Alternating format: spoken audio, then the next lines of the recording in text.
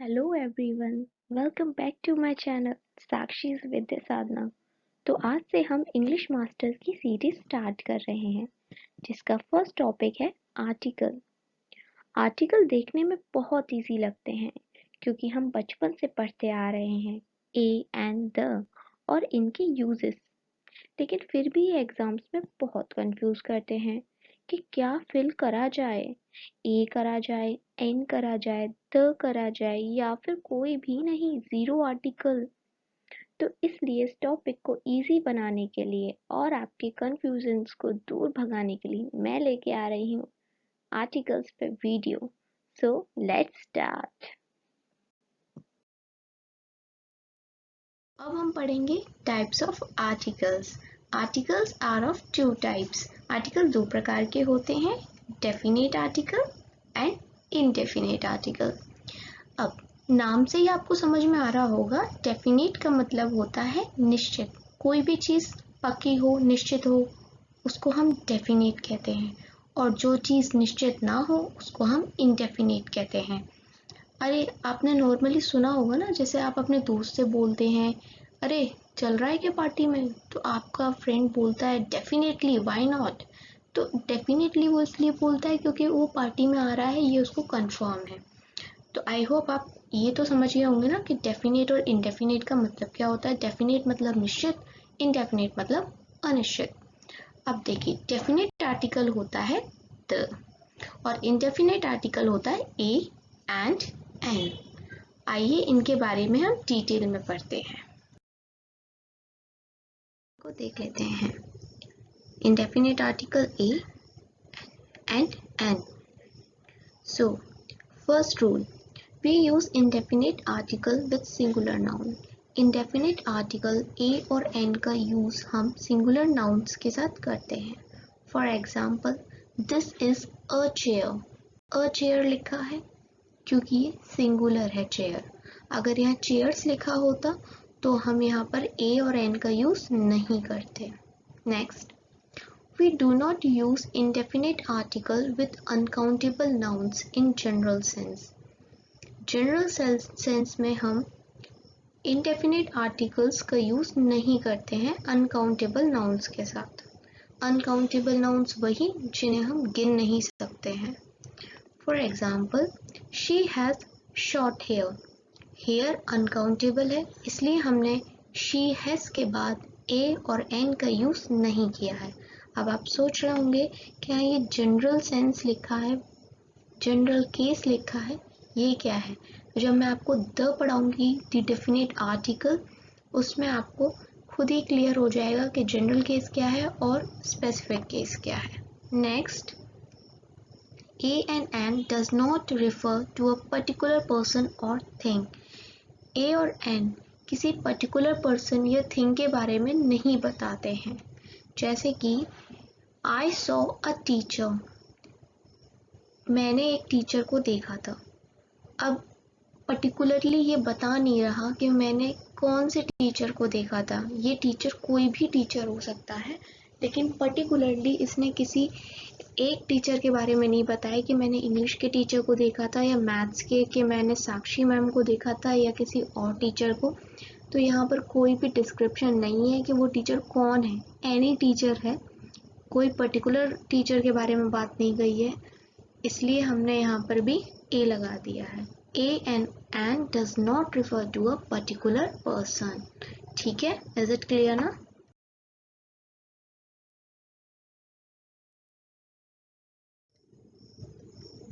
N is used before a word beginning with vowel sound. Vowel sound? लेकिन बचपन से तो हम पढ़ते आ रहे हैं कि N is used before a word beginning with vowels. यही पढ़ते आ रहे हैं ना बचपन से कि जहाँ भी देखेंगे कि word A E I O U से स्टार्ट हो रहा है वहाँ हम N लगा देंगे। असली सारी कंफ्यूजन यहीं से स्टार्ट होती है। एक्चुअली में हमें N का यूज़ वोवल के आगे नहीं, वोवल साउंड के आगे करना चाहिए। देखते हैं कुछ एग्जाम्पल्स से कैसे। बचपन में हम देखते थे एन एनिमी। अब ये तो बहुत इजी हो गया है, एनिमी ई से स्टार्ट हो रहा है, ए ई आई ओ यू में ई आता है, तो हमने देख के ही एन लगा दिया, ठीक है, सही है।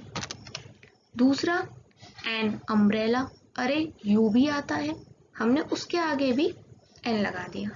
दिक्कत स्टार्ट हुई यहाँ से कि अरे ये तो एच से स्टार्ट हो रहा है फिर भी इसके आगे एन आ रहा है। ये बहुत कॉमन है, इसे प्रोनाउंस करते हैं आर, क्योंकि एच साइलेंट होता है। ये भी हमने फिर रट लिया कि एच साइलेंट होता है, ओ है, और ओ भी हमारा कहाँ आ रहा है, ए ई आई ओ यू में से एक है, तो हमने लो एन लगा दिया। लेकिन फिर आता है हमारा एफ आई आर, और एफ तो इसमें आता ही नहीं है ए ई आई ओ यू में। यहाँ से सबसे बड़ा कंफ्यूजन स्टार्ट हो गया कि ऐसा क्यों हुआ, एफ तो एक कॉन्सोनेंट है ना, फिर क्यों? क्योंकि यही तो रूल है, हम आज तक बचपन से स्कूल्स में पढ़ते आ रहे हैं वॉवल्स, लेकिन ये वॉवल नहीं है, ये है वॉवल साउंड। एफ में जो साउंड आ रही है वो ए, हिंदी का जो स्वर होता है ए, और फिर फ, एफ, इसकी आ रही है, इसलिए हमने इसके आगे एन लगाया है। तो हमें जो साउंड्स देखनी है वो हिंदी के स्वर देखने हैं, आ ई, ये वाले जो स्वर है हिंदी के, जहाँ पर भी इनकी साउंड आएगी वहाँ हम एन लगाएंगे। तो असली कॉन्सेप्ट ये है, वॉवल साउंड देखनी है। ऐसे ही अब हम दोबारा इनको रिवाइज कर लेते हैं। एनेमी, ए अ, मात्रा आ रही है ना, एनेमी। हिंदी में देखिए इसको, हिंदी में हम कैसे लिखेंगे, तो स्वर आ रहा है ना, स्वर की ध्वनि, इसलिए हमने एन लगाया। अम्ब्रेला, अम, ए, स्वर की आवाज आई इसलिए हमने एन लगाया। आर, जब आर लिखेंगे तो हम आ लिखेंगे, आ की ध्वनि आ रही है ना, साउंड, इसलिए हमने एन लगाया। एफ आई आर मैंने अभी आपको बताया, इसलिए हमने एन लगाया। आई होप आपको समझ में आया होगा। Now next concept, an is placed before abbreviations starting from letter. अभी जैसे मैंने आपको प्रीवियस स्लाइड में बताया था एफ आई आर, उसी प्रकार से कई एब्रिविएशंस होती हैं, और तो हम देख लेते हैं वो कौन कौन सी एब्रिविएशंस हैं जिनके आगे एन का यूज होता है। अगर एब्रिविएशन स्टार्ट एफ से, एच से, एल से, एम, एन, आर, एस या फिर एक्स से स्टार्ट हो रही है तो हम उसके आगे क्या लगाएंगे, एन लगाएंगे।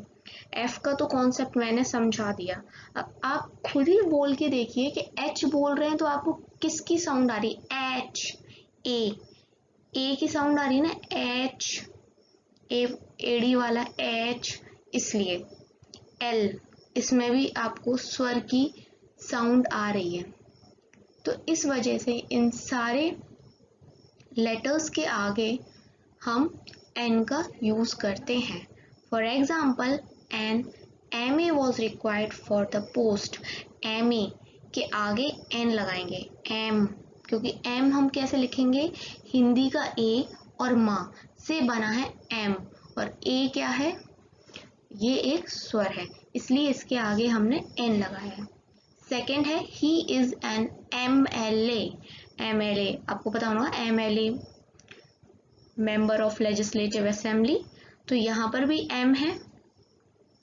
तो आप समझ गए ना, इससे क्लियर हो गया आपको कि आपको साउंड्स देखनी है।